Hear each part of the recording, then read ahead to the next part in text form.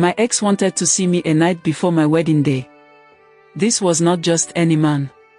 He was the one person I had loved with my whole being. We had dreamt of forever, of building a home, of raising children together. But when we checked our genotype, reality slapped us. I was us, he was us. That one discovery scattered our future. I remember the day I ended things. He knelt in my father's compound, tears streaming down his face. "Please, don't do this to us," he begged. "I can't live without you." But I stood firm, my heart heavy as stone. "It's better we end it here than bring children into the world to suffer.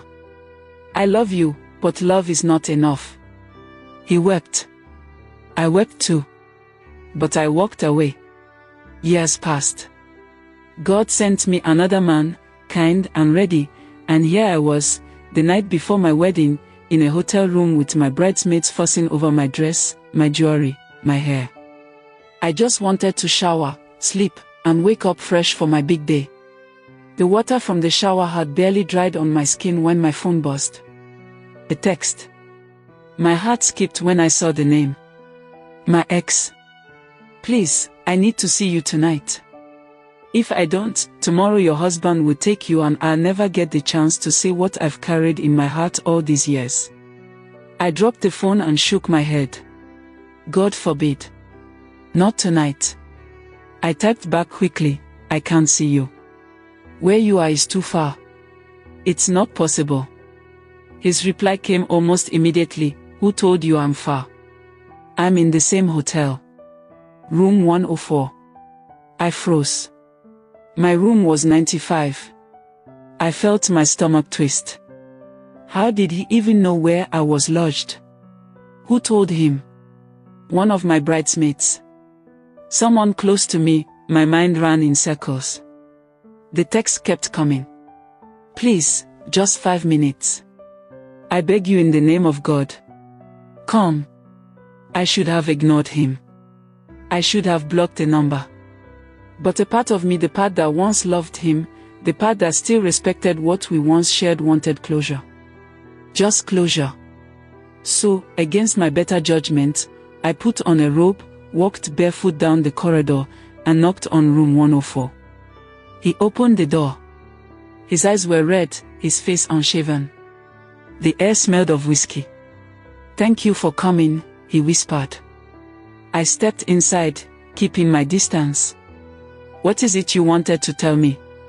He stared at me, then shook his head. "I can't believe you're going to be someone else's wife tomorrow. After everything we shared. After all our plans." Tears welled in my eyes. We had no choice. You know why? It wasn't safe for us. Suddenly, his voice hardened. "You think I care about genotype? You think I can just sit back and watch another man touch you to marry you when I should have been the one?" The text kept coming. "Please, just 5 minutes. I beg you in the name of God. Come." I should have ignored him. I should have blocked the number. But a part of me, the part that once loved him, the part that still respected what we once shared, wanted closure. Just closure. So, against my better judgment, I put on a robe, walked barefoot down the corridor, and knocked on room 104. He opened the door. His eyes were red, his face unshaven. The air smelled of whiskey. "Thank you for coming," he whispered. I stepped inside, keeping my distance. "What is it you wanted to tell me?" He stared at me, then shook his head. "I can't believe you're going to be someone else's wife tomorrow. After everything we shared. After all our plans." Tears welled in my eyes.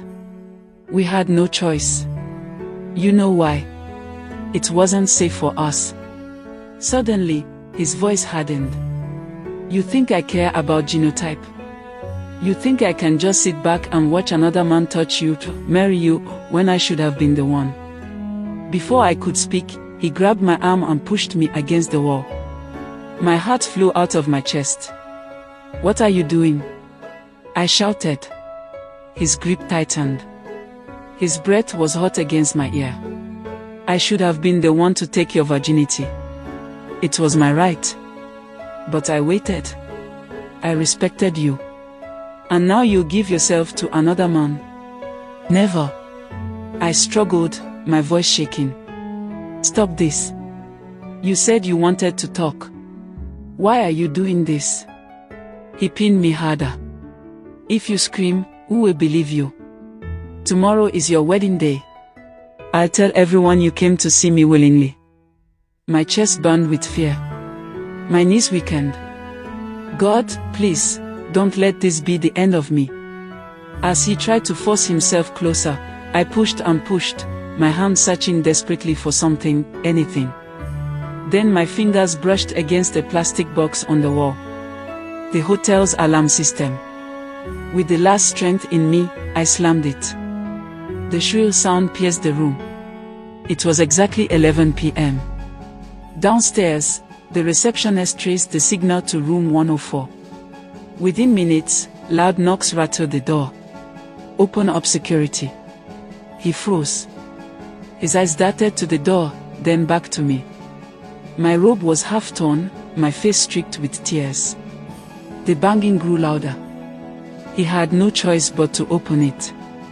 The door swung wide and the security men rushed in. Madam, are you okay? I nodded weakly, gathering myself, my body trembling. Please, just take me out of here. They escorted me back to my room. I collapsed on the floor, sobbing into my hands. My bridesmaids rushed to me, confused, but I just kept whispering, "Thank you, Jesus. Thank you for saving me." The next morning, he had checked out of the hotel. My wedding went on as planned, but deep inside, I carried scars no one could see. That's why I'm sharing this story today. Don't make the mistake I made. If you've left an ex, leave them completely. Don't give room for just one last meeting. It could be a trap. Some exes are unforgiving. Some would rather destroy you than see you happy with someone else. I was lucky. God gave me a chance to walk into my marriage with my dignity intact. Many women never get that chance. Moral: if any love pushes you to compromise your safety, your values, or your future, it is not love. It is bondage. Walk away, and don't look back. Love is not enough when genotype does not align.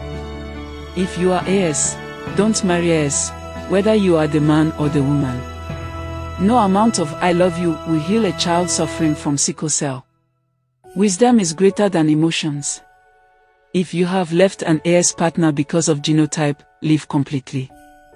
Don't look back, don't hang around, and don't romanticize the past.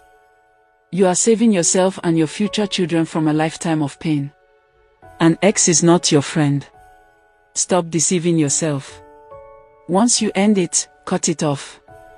Too many people have fallen into traps because they allowed their ex to linger around in the name of friendship. Some exes are dangerous. They would rather destroy you than see you happy with another. If this story inspired you, kindly share.